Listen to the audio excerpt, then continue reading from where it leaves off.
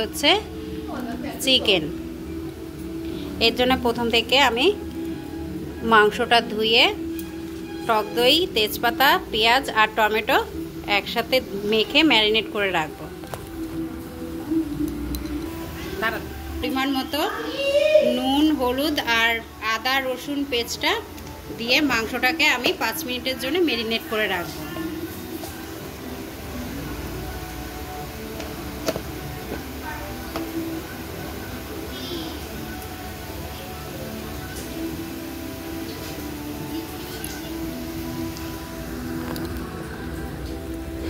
আর এখানে আগে থেকে আমি আলুটা ভেজে রেখেছি। আর আমি দেব চালমগজ আর পোস্ত বাটা, কাজু বাদাম।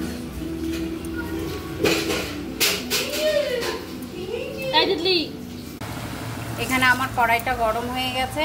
তেল দিয়ে আমি একটু চিনি ফোড়ন দিয়ে নিচ্ছি, এতে কালারটা ভালো আসে। এখানে আমার চিলিটা গলে গেছে। এবার আমি আস্তে আস্তে মাংসগুলো সব দিয়ে দেব।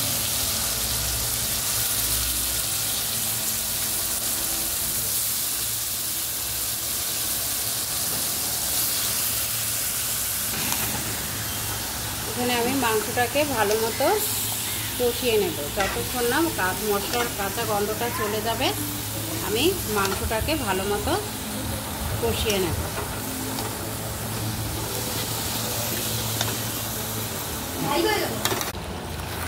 দেখুন এখানে আমার মাংসটা অনেকটাই কষে এসছে। আরও কিছুক্ষণ আমি ঢাকা দিয়ে ভালো মতো কষিয়ে নেব। দেখুন এখানে আমার মাংসটা অনেকটাই কষে এসছে। এবার আমি কালারের জন্যে একটু কাশ্মীরি গুঁড়ো লঙ্কা দেব।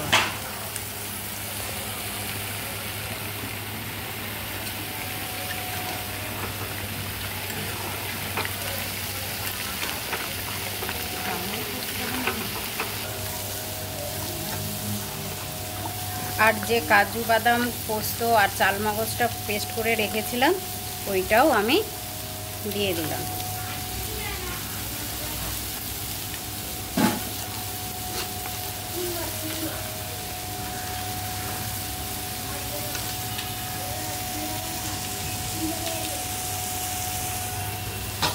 এটাকে আমি ভালো মতো এবার মিশিয়ে নেব।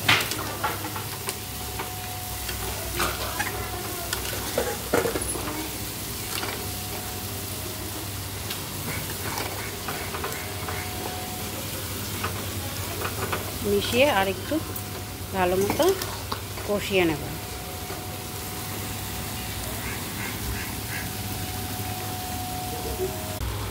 দেখুন আমার এখানে মাংসের কালারটা কতটা সুন্দর হয়েছে। এটা প্রায় কষে এসছে। এবার এর মধ্যে আমি আলুটাও দিয়ে দেব। আর একটু কষানো হলে তারপরে এর মধ্যে আমি যে আলুটা ভেজে রেখেছিলাম সেই আলুটাও এর মধ্যে আমি দিয়ে দেব।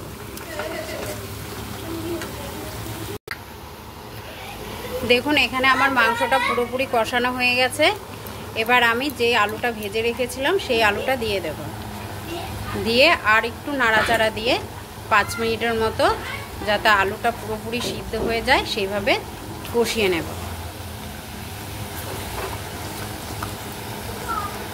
দেখুন এখানে আমার মাংসটা পুরোপুরি কষানো হয়ে গেছে। এবার আমি এর মধ্যে আগে থেকে গরম জল করে রেখেছিলাম সেই গরম জলটা এর মধ্যে দিয়ে দেব।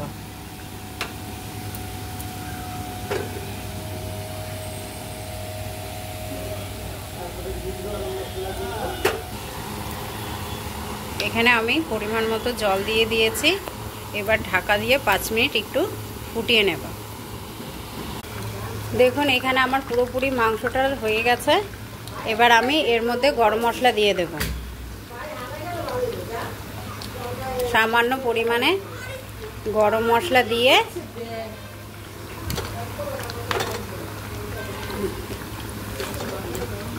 নামিয়ে দেব। পুরোপুরি আমার মাংসটা রান্না হয়ে গেছে। যদি আমার এই রান্নাটা আপনাদের ভালো লেগে থাকে তাহলে অবশ্যই একটি লাইক, কমেন্ট আর আমার চ্যানেলটাকে সাবস্ক্রাইব করে আমার পাশে থাকবেন। ধন্যবাদ।